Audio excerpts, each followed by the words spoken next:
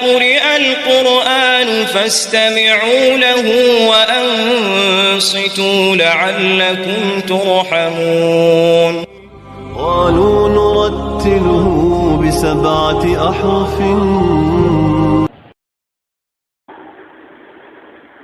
الذي جعل لكم الارض فراشا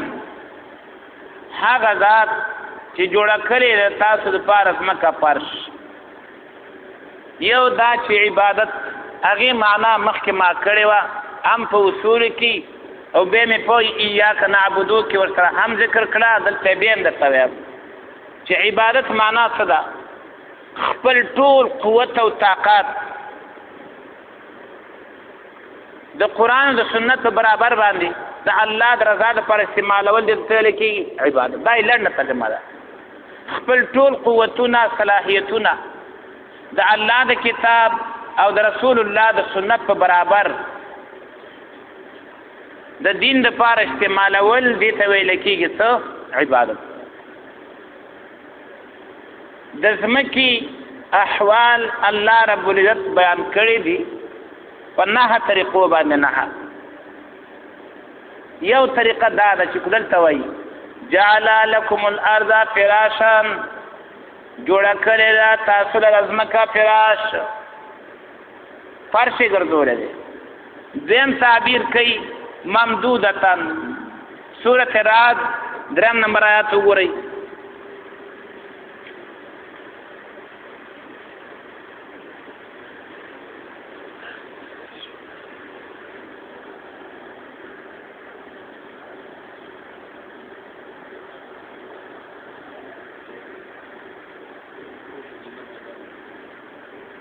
وهو الذي مد الأرض وجعل فيها رواسي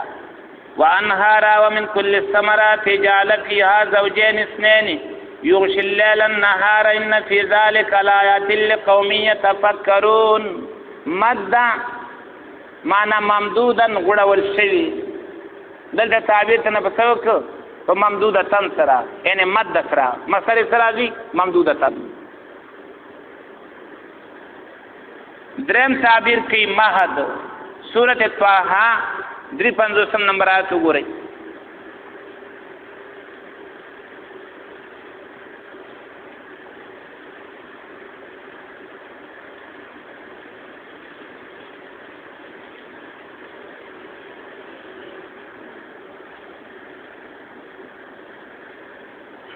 الذي جعل لكم الارض مهدا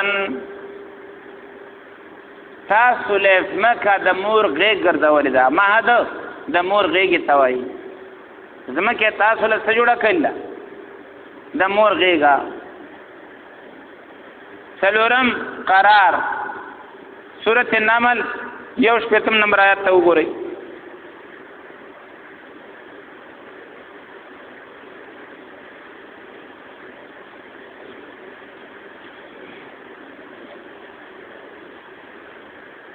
أمن جعل الأرض قرارا وجعل خلالها أنهارا پنځم بساط سورۃ نوح 19 نمبر آیات ته وګورئ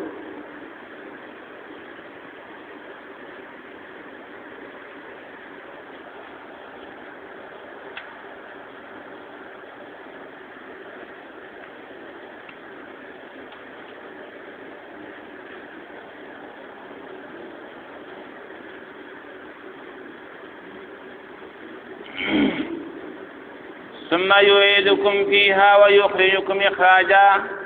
والله جعل لكم الأرض بساطا زمکه تاسو له بساط جوړ کړل دي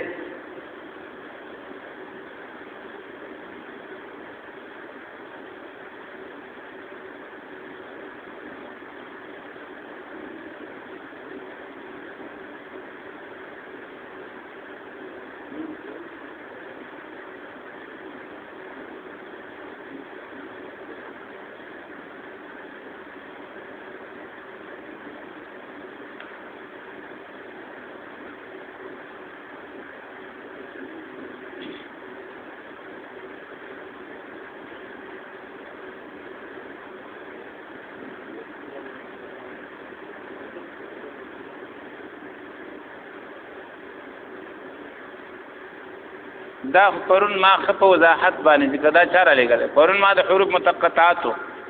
درې خبره ما وکړه چې حروف مقطعات متعلق سو عقیده پکار دي درې یو دا ابن کثیر په حواله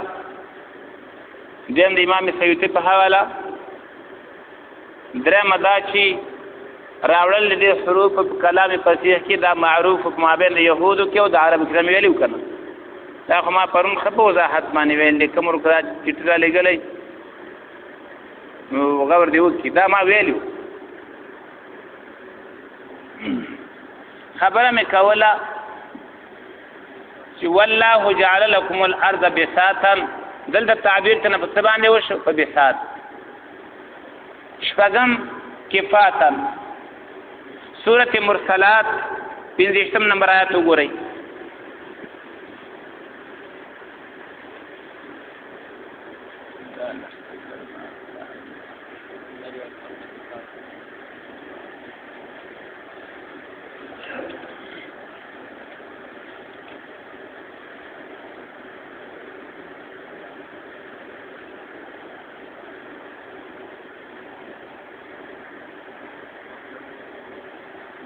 پنځم نمبر آیات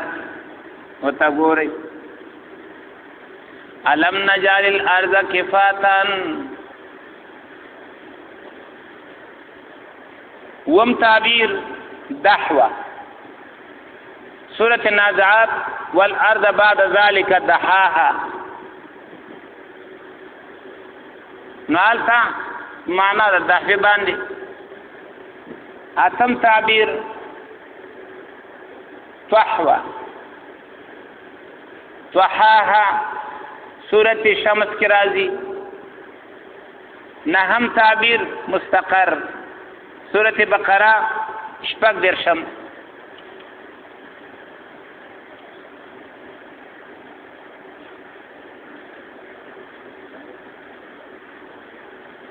قلنا اهبطوا بعضكم لبعض عدو ولكم في الارض مستقر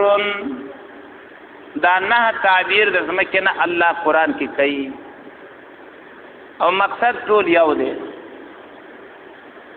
الذي جعل لكم الارض فراشا اغذات چې جوړ کړی دا تاسو له زمکه فرش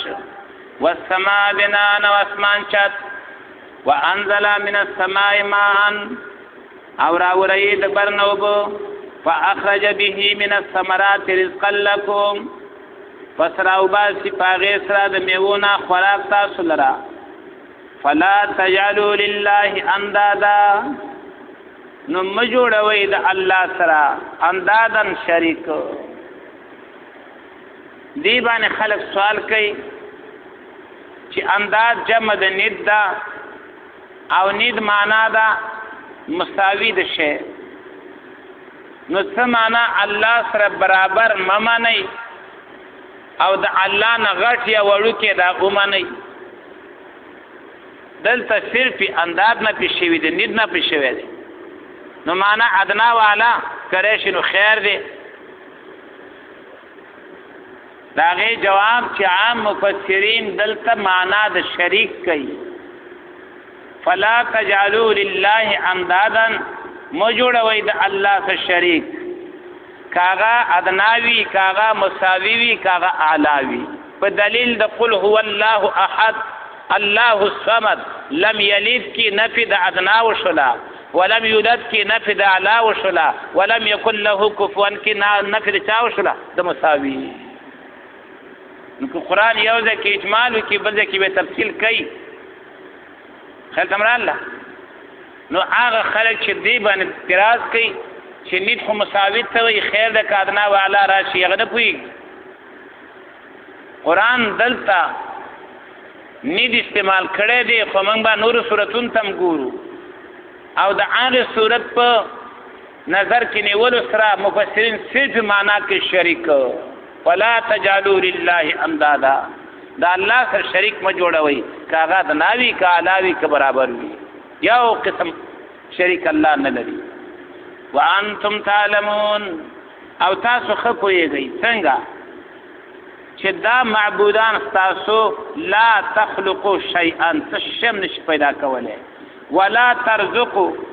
او نه چاته رزق ورکولی شي والله هو الرزاق ذو القوة المتين الله خالق هم دی او رزق ورکوونکی هم دی. معلومه دا شوله چې مشرکین په دې پوهېدل چې زمونږ د خدایان نه د رزق ذمه داران دي او نه د پیدایش. هغوی چې د هغې بندګي کول دا زمونږ سپارښیان دي لکه د دې زمانې ناپوهه مسلمانان. دوی وایي موږ خو دا خالق نه ګڼو، رازق یې نه ګڼو، مالک یې نه ګڼو، دا خو موږ صرف د سپارښیان ګرځو. دا غوی ویله ما نعبدهم الا ليقربونا الى الله زلفا فلا تجعلوا لله مجوړوي د الله سره اندادن شریکان وانتم تعلمون او تاسو پوهیږئ چې نه دی پیدا کولای شي او نه دی رزق ورکولی شي بلکې پیدا کوونکی او رزق ورکوونکی صرف یو الله دی.